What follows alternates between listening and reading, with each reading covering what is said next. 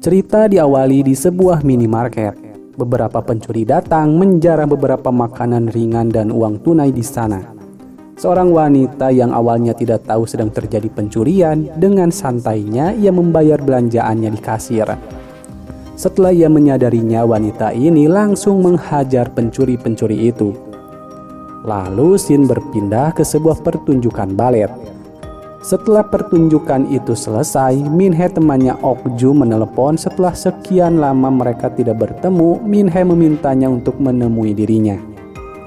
Sebelum ke sana, Ok-ju mampir sejenak di toko langganannya untuk membeli beberapa minuman. Setibanya di tempat Min-hee tidak kunjung membukakan pintu. Ok-ju langsung saja masuk ke dalam, dan ia mendapati sepucuk surat yang isinya Min-hee meminta agar Ok-ju mau membalaskan dendamnya. Ok-ju langsung cemas, ia langsung menghubungi Min-hee dan ternyata Min-hee mati bunuh diri di kamar mandi. Ok-ju teringat saat pertama ia bertemu dengan Min-hee. Pada waktu itu Min-hee menjadi seorang kasir di toko kue. Saat itu Ok-ju tidak mengenali Min-hee, tapi Min-hee masih ingat kalau Ok-ju adalah temannya waktu SMP dulu. Mereka berdua pun mengobrol dan diketahui Ok-ju bekerja menjadi seorang pengawal atau penjaga keamanan. Sementara Min-hee berprofesi menjadi seorang balerina. Dengan segera Ok-ju mencari orang yang telah membuat sahabatnya seperti ini. Ok-ju menelusuri sebuah alamat web yang tertera di surat Min-hee. Dan ternyata alamat web itu milik sebuah restoran makanan cepat saji. Ok-ju mencoba memesan makanan darinya. Lagi-lagi Ok-ju kembali teringat saat ia dan Min-hee mengisi waktu bersama. Ok-ju sangat bersyukur bisa bertemu dengan Min-hee di saat ia rasa kehidupannya sudah mati. Dan Min-hee datang membawa kehidupan baru bagi Ok-ju. Tiba-tiba ada panggilan masuk dari HP milik Min-hee. Seorang lelaki mengancam Min-hee meminta agar menemui dirinya di sebuah tempat. Dengan segera Ok-ju pergi ke tempat itu. Terlihat seorang lelaki sedang membagikan sebuah bingkisan makanan kepada beberapa orang, yang ternyata di dalam bingkisan itu adalah obat-obatan terlarang. Kemudian Ok-ju mengikuti orang ini yang diketahui ia bernama Choi. Ok-ju menunggunya sampai pagi. Setelah Choi pergi, Ok-ju mencoba masuk ke rumahnya. Ia pun memasang penyadap suara di sana. Setelah ditelusuri, Ok-ju menemukan alat fantasi pemuas nafsu dan beberapa flash disk yang isinya rekaman video pornografi dari berbagai jenis profesi, dan salah satunya ialah balerina. Karena hal inilah Min-hee mengalami trauma berat. Malamnya Choi pulang, terdengar ia dihubungi oleh seseorang. Ia diajak untuk mencari mangsa lagi.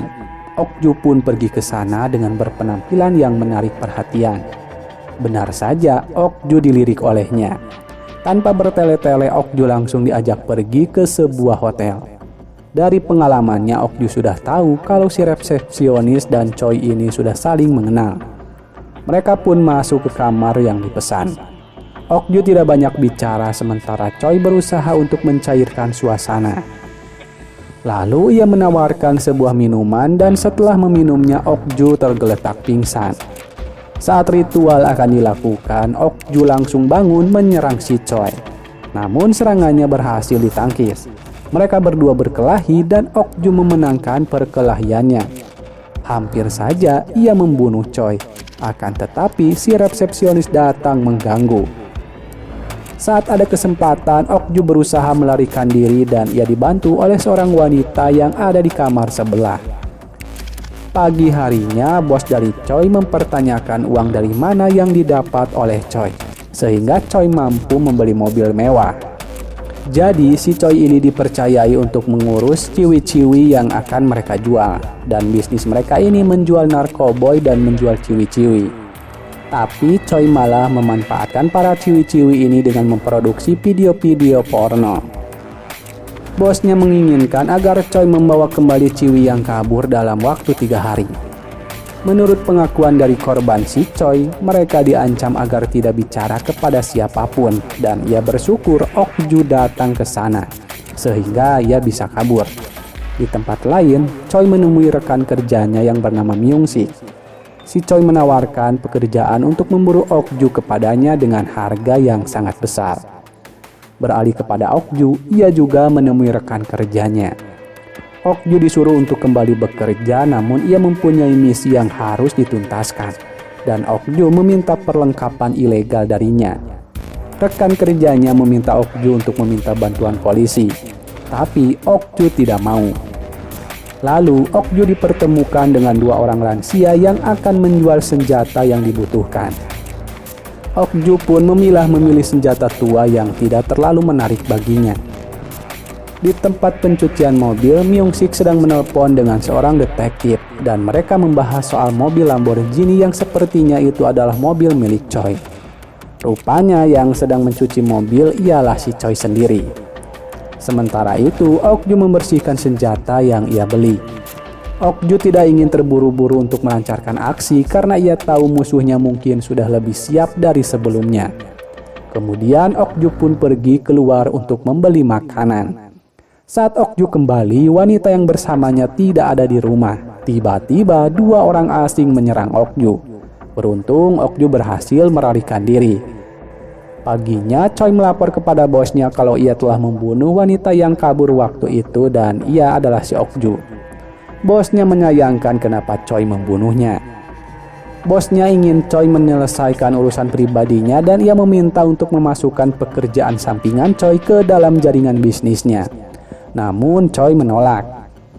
Si bos menyuruh Choi untuk membunuh wanita yang melarikan diri bersama Ok-ju. Lalu Choi menginterogasinya. Choi menanyakan di mana keberadaan Ok-ju. Karena si wanita tidak mau bicara, Choi berniat akan memberinya pelajaran.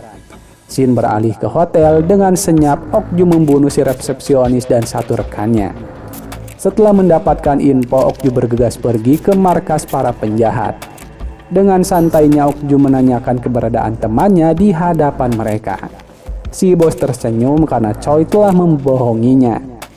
Ia mempersilahkan Ok-ju untuk duduk karena ia menganggap di antara mereka tidak ada masalah. Tanpa diduga, Ok-ju menembak kepala si bos dan seluruh anak buahnya terpelongo. Dengan segera mereka pun menyerang Ok-ju. Dengan kemampuan bela diri dan senjata yang dikuasai oleh Ok-ju, ia bersusah payah melumpuhkan setiap musuh yang menghadang. Ia pun membantai habis semua musuh yang ada di sana. Ok-ju melanjutkan pencarian Choi ke ruangan lain dan ia bertemu dengan Myung-sik. Ok-ju sangat marah melihat temannya sudah tidak berdaya. Tiba-tiba Choi menembak Ok-ju dari belakang. Tanpa diduga, Choi juga menembak Myung-sik yang ingin membunuh Ok-ju demi uang yang Choi janjikan. Saat Choi lengah, Ok-ju mempunyai kesempatan untuk menembaknya. Kemudian Ok-ju dan temannya membawa Choi ke tepi pantai. Choi merengek meminta maaf. Ia bertanya siapa Ok-ju yang sebenarnya. Ok-ju mengaku bahwa ia adalah si balerina. Dengan penuh dendam dan amarah, Ok-ju membakar Choi hidup-hidup. Ok-ju pun kembali mengenang saat ia dan Min-hee bermain di pantai ini. Setelah itu, Ok-ju mengambil semua flashdisk di rumahnya Choi. Lalu film pun selesai. Bijaklah dalam menyikapi sebuah peristiwa. Sampai jumpa di video selanjutnya. Wassalam.